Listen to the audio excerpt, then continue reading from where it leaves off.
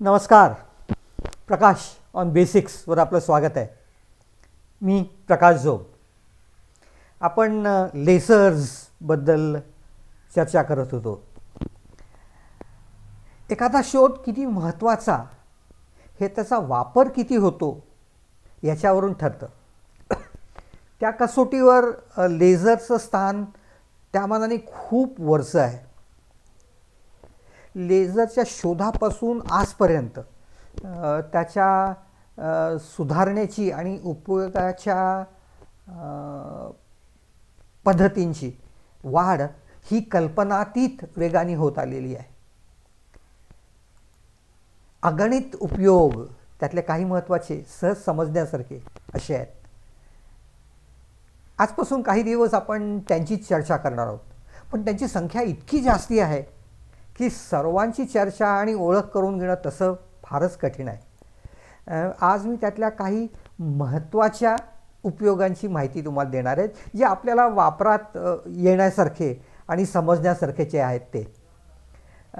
यात अर्थात अनेक इंग्रजी शब्द आहेत. मी ते तसेच वापरणार आहे. जमेल तितकं सोपं करून सांगण्याचा प्रयत्न करणार आहे. अर्थात एक गोष्ट लक्षात घेतली पाहिजे की पूर्वी सांगितलेल्या लेझरच्या गुणधर्मांवरच हे सर्व उपयोग अवलंबून आहेत. बारीक तीव्र ऊर्जा शलाका, प्रकाश किरणांची म्हणजे लेझर अर्थात. त्यामुळे या गोष्टींचा विचार केला पाहिजे. सतत किंवा अतिशय उच्च कंप्रता असून ऑन ऑफ होणारे असे हे प्रकाश किरण. फेमटो लेझरबद्दल मी काहीतरी म्हटलं होतं. त्याची कंप्रता 10⁻18. आपल्याकडे एक मराठीत किंवा आपल्याकडच्या आकड्यांमध्ये एक परार्ध असा शब्द आहे. तर एक परार्ध कंप्रता असलेला फेमटो लेझर असतो. म्हणजे एकावर 18 पूज्य लावली तर जी संख्या होईल तितकी.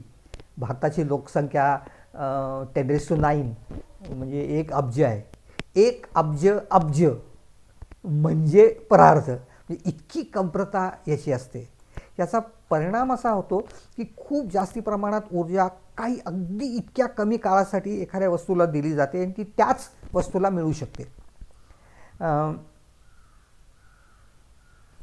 कुठे कुठे वापरता येतात तर आधी आपण आज लेझरचा उपयोग औषधोपचार करताना कसा होतो ते बघूया. औषधांचा विचार करताना किंवा औषधोपचारांचा विचार करताना 2-3 भाग बघितले पाहिजेत. एकाला डायग्नोस्टिक्स म्हणजे रोग निदान असं म्हटलं जातं. दुसरं म्हणजे सर्जरी म्हणजे शस्त्रक्रिया वेगवेगळ्या प्रकारच्या. आणि ट्रीटमेंट म्हणजे उपचार. डिफेक्ट्सचं असे ट्रीटमेंट किंवा दोष निवारण उपचार असं म्हणायला हरकत नाही. मग निदान कसं करायचं तर त्याच्यासाठी वापरलेलं एक शस्त्र म्हणजे त्याला एंडोस्कोप असं म्हटलं जातं. एंडो म्हणजे आतमध्ये, स्कोप म्हणजे बघणं. तर ऑप्टिक फायबरचा वापर करून एक बारीक ऑप्टिक फायबर आपल्या शरीरात आत सोडला जातो आणि विविध ठिकाणी त्याच्यातनं आतल्या गोष्टींचं निदान करता येतं. तर असा हा एंडोस्कोप. याच्यात वापरताना प्रकाश किरणांच्या ऐवजी लेझर किरणांचा वापर केला तर त्याचा फायदा असा की त्याच्यात प्रकाशाची तीव्रता ही खूप जास्त असू शकते. त्यामुळे वस्तू बघणं हे जास्ती सोयीस्कर होऊ शकतं. आणि दुसरा भाग असा की याच प्रकाश किरणांचा सुधारित प्रकार वापरून अनेक प्रकारच्या शस्त्रक्रिया आतमध्ये करता येतात. असा हा एंडोस्कोप. हा निदान करताना किंवा त्या संबंधित वापरला जातो. पण मग जेव्हा शस्त्रक्रियेबद्दल बोलतो तेव्हा आधी शस्त्रक्रिया कशा होत्या याचाही थोडासा विचार केला पाहिजे. मुळात समजा असं आपण म्हटलं की एक पेशंट आहे, त्याच्या पोटात कुठेतरी गाठ आहे आणि ती कापून काढायची आहे. तर मग धारदार चाकू घेऊन ते पोट फाडायचं. अशा शार्प हत्यारांना स्काल्पेल असं म्हटलं जातं. तर यांनी कापलं की काय होईल तर आतल्या रक्तवाहिन्याही कापल्या जातील आणि मग त्यातनं भळाभळा रक्त यायला लागतं आतला भाग पोटाचा किंवा अवयवाचा रक्ताने भरायला लागतो. त्यामुळे डॉक्टरचा असिस्टंट ताबडतोब क्लॅम्प्स लावून या सगळ्या रक्तवाहिन्या बंद करतो, सर्व बाजूला करून असं वेगळं करतो. तरीही कितीतरी रक्त आत जातं आणि मग त्यातच शोधून शस्त्रक्रिया करायला लागते. म्हणजे डॉक्टर्सचं महत्त्व किती आहे हे आपल्याला सहज लक्षात येत. मग ह्या अडचणींवर मात करण्यासाठी जेव्हा लेझर झाले तेव्हा लेझर स्काल्पेल्सची निर्मिती झाली, म्हणजे लेझरची सुरी. आणि ह्याचा परिणाम म्हणजे याद्वारे रक्तहीन शस्त्रक्रिया करणं शक्य झालं. अतिशय झपाट्याने, अतिशय बारीक, अचूक असा छेद घेता येतो. तापमान खूप वाढल्यामुळे या ज्या रक्तवाहिन्या असतात त्या जळल्यासारख्या किंवा गोठल्यासारख्या होऊन जातात. त्यामुळे त्यातनं रक्तप्रवाह येणं ताबडतोब बंद होतं. म्हणून ही रक्तहीन शस्त्रक्रिया. आणि त्याच्यावर सर्जनचा पूर्ण ताबा असू शकतो. कितीही नाजूक, कितीही बारीक, कितीही सूक्ष्म असा छेद किंवा भाग बघायचा असेल तर याचा वापर करून आजूबाजूला कमीत कमी त्रास होईल असा विचार करून सर्जन, शल्यविशारद ही शस्त्रक्रिया करू शकतो. त्यामुळे आजकाल अनेक ठिकाणी अशा प्रकारची स्काल्पेल्स वापरली जातात. त्यांनी रक्तवाहिन्या सील होतात, परत जोडताना त्या कट करून परत जोडल्या जातात वगैरे. आणखी एक महत्त्वाचा भाग म्हणजे इथे निर्जंतुक करण्याचा काही प्रश्नच येत नाही. कारण कुठे त्या धातूचा किंवा बाकीच्या गोष्टींचा स्पर्शही कातडीला होत नाही. त्यामुळे क्षणार्धात अतिशय अचूक कट, निर्जंतुक कट आणि प्रकाश किरणांद्वारे कट पाहिजे तेवढाच या लेझर स्काल्पेल्समुळे करता येतो. कितीही बारीक, कितीही नाजूक, उत्तम कंट्रोल असणं ही याची एक खासियत आहे. त्यामुळे कट्स, सील्स, स्टरलायझेस या तिन्ही गोष्टी त्यातनं केल्या जातात. आणि मग अशी स्काल्पेल्स आणि अशी हत्यारं वापरून अनेक प्रकारच्या सर्जरीज केल्या जातात. यातली एक महत्त्वाचा एरिया म्हणजे आपण जशी डोळ्यांची चर्चा केली तेव्हा केला होता, म्हणजे लासिक, लेझर वापरून केलेली शस्त्रक्रिया. मग ती डोळ्याच्या आत करायची, ती तितकीच महत्त्वाची.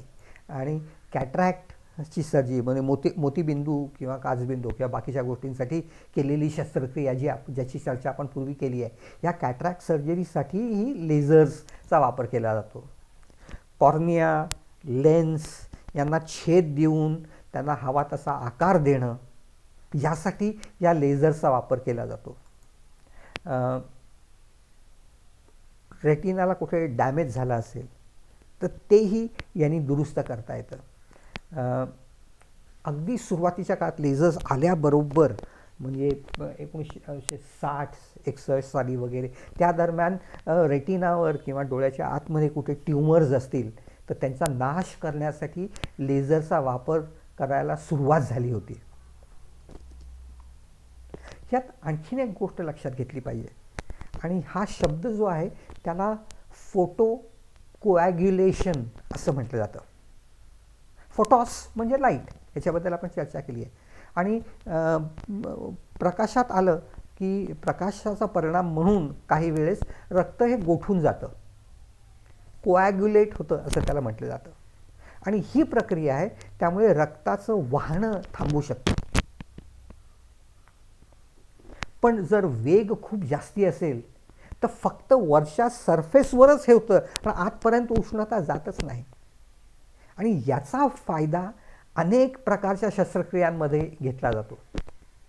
त्यामुळे प्रकाशामुळे रक्त गोठवणे, तीव्रता जास्ती असल्यामुळे जास्त प्रमाणात अचूक, म्हणजे रेटिना काही वेळेस डिटॅच होते, म्हणजे मागणं संबंध तुटून ती अशी पुढे पडण्याची शक्यता असते. तर ही डिटॅच झालेली रेटिना असेल तर त्याला असे ठिपके मारले जातात. आपण स्पॉट वेल्डिंग जसं केलं जातं तसं हे अतिशय झपाट्याने किंवा स्टेपलर मारल्यासारखं फाट फाट फाट फाट तिथे कोपरे किंवा जो भाग असेल तिथे फोटो कोॲग्युलेशन करून रेटिना ही मागच्या बाजूला चिकटवून टाकली जाते थोडक्यात. रेटिना डिटॅचमेंटसारखा अतिशय महत्त्वाचा दोष अशा पद्धतीने कमी खर्चात आणि अतिशय झपाट्याने दुरुस्त करता येतो. हे कोॲग्युलेशन अनेक ठिकाणी वापरलं जातं. त्याचाही अनेक फायदे असतात. प्लास्टिक सर्जरीच्या वेळेसही ह्याचा वापर केला जाऊ शकतो. आणखीन एक अतिशय महत्त्वाचा शब्द या दरम्यान वापरला जातो, जो लेझरसाठी आजकाल जास्ती त्याच्याबद्दल चर्चा केली जाते. याला लेझर ॲबलेशन असं म्हणतात. म्हणजे लेझरचा वापर करून सगळ्यात वरचा थर एखाद्या वस्तूचा जर असेल तर तो पूर्णपणे वेपराईज करून, त्याची वाफ करून तो पूर्णपणे काढून टाकला जातो आणि खालचा जो भाग आहे तो पुढे आणला जातो. याला लेझर ॲबलेशन असं म्हटलं जातं. अनेक ठिकाणी ह्याचा वापर थोडा जास्ती प्रमाणात केला तर तो भाग पूर्णपणे काढून टाकता येतो. म्हणजे एखादा जर मॅलिग्नंट ट्यूमर असेल तर त्याच्यावर परिणाम करून तो ट्यूमर काढून टाकणं, किंवा अल्सर्स असतील, अल्सर्स म्हणजे काही कारणांनी जखमा किंवा गाठी झाल्या असतील बारीक, तर त्या अशा पद्धतीने जाळून टाकून पूर्ण वरचा सरफेस हा काढून टाकला जातो आणि हे अल्सर्स काढून टाकले जातात. तर अशा प्रकारची ट्रीटमेंट ही लेझरच्या फायद्याने केली जाते. आणखीन एक शब्द आहे तितकाच इंटरेस्टिंग आणि त्याच्यातही या ॲप्लिकेशनचा वापर केला जातो. याला कॉस्मेटिक डर्मिटॉलॉजी असं म्हटलं जातं.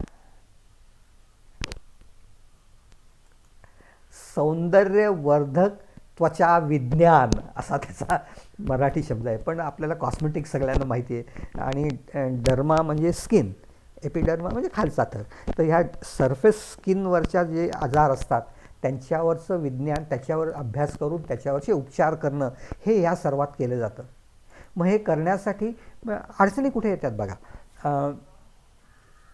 एखादी मुलगी कोणाच्या तरी प्रेमात पडली आणि तिने त्याचं नाव आपल्या हातावर गोंदवून घेतलं आणि मग 4 दिवसांनी त्यांनी धोका दिला आणि तो निघून गेला. आता दुसऱ्याचं नाव टाकायचं आहे, पण आधीच एक नाव आहे ते असं करून पुसून जात नाही, कारण सुयांच्याद्वारे आतमध्ये शाई घालून हे गोंदवण्याचा प्रकार केला जातो. मग तरुण वयात घाईघाईने केलेली गोंदवणं, इथे केलं काय किंवा आणखीन कुठेतरी काहीतरी लिहून घेतलं काय, काही वेळेस असं वाटतं की हे काढून टाकायची जरूर आहे. ते कापून काढायचं का, त्यांनी जखमा होणार आहेत आणि तिथे तो व्रण दिसणार आहे. काही लोकांच्या अंगावर जन्मखुणा असतात, काळे ठिपके असतात किंवा लालसर चट्टे असतात. ते फक्त वरच्या कातडीवर असतात आणि ते तसेच राहतात. तेही काढून टाकायला लागतात कधीतरी. कधीकधी अंगावर नको तिथे खूप लव असते, ती काढून टाकायची असते. व्रण असतात तेही काढून टाकायचे असतात. प्लास्टिक सर्जरीच्या जखमा असतात काही वेळेस सरफेसवर झालेल्या, त्या काढून टाकायची वेळ येते. तर या सर्वासाठी या लेझर ॲबलेशनचा वापर केला जातो. खूप जास्ती वेगात, खूप जास्त उष्णता, अगदी कमी वॅटेजची अशी तिथे त्या अगदी वरच्या सरफेसला दिली जाते आणि वरच्या सरफेसवरचे बारीक लेयर्स जे असतात, अगदी वरचा लेयर हा काढून टाकला जातो. जिथे शाई असेल ती जाळून टाकली जाते. त्यामुळे हळूहळू मागची स्किन जी असते ती क्लिअर होते. त्यामुळे गोंदवणं किंवा जन्मखुणा किंवा लव किंवा व्रण हे अशा लेझर ॲबलेशन या प्रक्रियेने काढून टाकता येतात. वय वाढलं की बरेच वेळा लोकांना पाठदुखीचा त्रास सुरू होतो. याची 2-3 कारणं असतात. एक तर त्या स्पायनल कॉर्डच्या बाजूला असलेल्या आपल्या स्पायनल कॉर्डच्या बाजूला डिस्क्स असतात त्या मध्ये अशा, आणि ते शॉक अब्झॉर्बरचं काम करत असतात आणि त्याच्यामुळे आपला स्पाईन हा एका विशिष्ट दृष्टीने ताठ किंवा आटा तिकडा किंवा असा होऊ शकतो. पण काही कारणांनी, वयाने आणि बाकीच्या कारणांनी हे झिजायला लागतं आणि कधीकधी त्याची झीज ही समप्रमाणात होत नाही. किंवा काही लोक सतत एका बाजूला काही काम करत असले वर्षानुवर्ष, तर त्यामुळे एका बाजूला तो जास्ती घासला जातो आणि दुसऱ्या बाजूला त्याच्यात थोडासा बल्ज असा फुगवटा येतो. आणि मग असं झालं की त्या माणसाला सरळ राहताच येत नाही, सतत असा तिरका, कारण बॅकबोनला सरळ राहायचा प्रयत्न केला की ते खूप दुखायला लागतं, आपल्या मज्जारज्जूवर ताण पडायला लागतो. मग हे सर्व टाळण्यासाठी हा फुगवटा आहे तो गायब केला पाहिजे. सर्जरी करून काढणं बरेच वेळा कठीण असतं, तर लेझर ॲबलेशन किंवा लेझरच्या वापराने हा वरचा बल्जिंग भाग जो असतो, फुगवटा आलेला जो असतो, तो जाळून टाकून त्याला सरळ केलं जातं. त्यामुळे तो आहे तसाच किंवा त्या दृष्टीने पातळसर थर वाचवला जातो आणि यांनी मग ती पाठ दुखी कमी होते, माणूस सरळ उभा राहू शकतो. अशा पद्धतीने ते प्रेशर कमी करून आणि ताण कमी करून दुखणं बरं केलं जाऊ शकतं. ती डिस्क काढून टाकणं वगैरे ह्या बाकीच्या गोष्टी आहेत, पण लेझरचा वापर कुठे होतो हे मी तुम्हाला सांगितलं. आणखीन एक गोष्ट आहे, हाच मुद्दा वापरून बरेच वेळा किडनी स्टोन्स जिथे असतात तिथे लिथोट्रिप्सी नावाचा प्रकार वापरला जातो. लिथो म्हणजे दगड, ट्रिप्सी म्हणजे तोडून ट्रिप करणं किंवा तोडून टाकणं. त्यामुळे असा लेझरचा झोत टाकून टाकून टाकून टाकून टाकून टाकून त्याच्यातनं तो खडा हा असा फोडला जातो आणि तो फोडला की तो क्रश झाल्यासारखा बारीक सुरा होतो. त्याचा सुरा झाला की तो मूत्राद्वारे बाहेर टाकला जातो आणि किडनी स्टोन आणि त्याचा त्रास हा काढून टाकता येतो. एक लक्षात घेतलं पाहिजे की यातले स्काल्पेल्स वापरले काय किंवा बाकीच्या पद्धती वापरल्या त्या काय, या सर्व ठिकाणी तापमान जास्ती असतं आणि कुठेही स्पर्श होत नाही, त्यामुळे कुठेही इन्फेक्शन होण्याचा त्रास जो अनेक वेळा हॉस्पिटल्समध्ये होतो किंवा हत्यारांमुळे होऊ शकतो, म्हणून तर ते उकळले जातात. ही सर्व प्रक्रिया एकदम कट डाऊन केली जाते. त्यामुळे लेझर वापरणं मेडिकल दृष्टीने हे अतिशय फायद्याचं असतं. अतिशय नाजूक बारीक शस्त्रक्रिया करण्याची जिथे जरूर असेल तिथे तिथे या लेझर बीमचा वापर करून या शस्त्रक्रिया केल्या जाऊ शकतात. त्या अगदी सुरुवातीच्या काळात फक्त ट्यूमर्स काढण्यासाठी करण्यात आलेले प्रयोग हळूहळू वाढत वाढत आहे अशा अनेक एरियाजमध्ये पसरले. आणि मी सांगितल्याप्रमाणे सर्जरीज नाही तर ह्याच्या व्यतिरिक्तही अनेक प्रकारच्या वापरांसाठी मेडिकल सायन्समध्ये लेझरचा वापर केला जातो. आपल्याला समजण्यासारख्या छोट्या छोट्या गोष्टी आहेत त्या मी तुम्हाला सांगितल्या. तुम्हाला मी जे काय सांगितलं असेल ते आवडलं असेल तर त्याची आणखीन माहिती जमा करा, आपल्या मित्रापरिचितांना ह्याच्याबद्दल सांगा. आपल्याही ज्ञानात वृद्धी करून घेणं तितकंच महत्त्वाचं आहे. या चॅनलला लाईक करा, सबस्क्राईब करा, त्यांनी ज्ञानवृद्धी करून घ्या. आणि हे झालं फक्त मेडिसिन या भागातले काही ॲप्लिकेशन्स, पण इंडस्ट्रीमध्ये त्याचे खूप उपयोग असतात, कम्युनिकेशन्समध्ये त्याचे उपयोग असतात. आजूबाजूला आपण अनेक लेझरचे ॲप्लिकेशन्स बघतो, त्यांची चर्चा करून घेतली पाहिजे, त्यांची ओळख करून घेतली पाहिजे. ती चर्चा पुढच्या वेळेस करूया परत आणखी काही दिवसांनी. तोपर्यंत नमस्कार.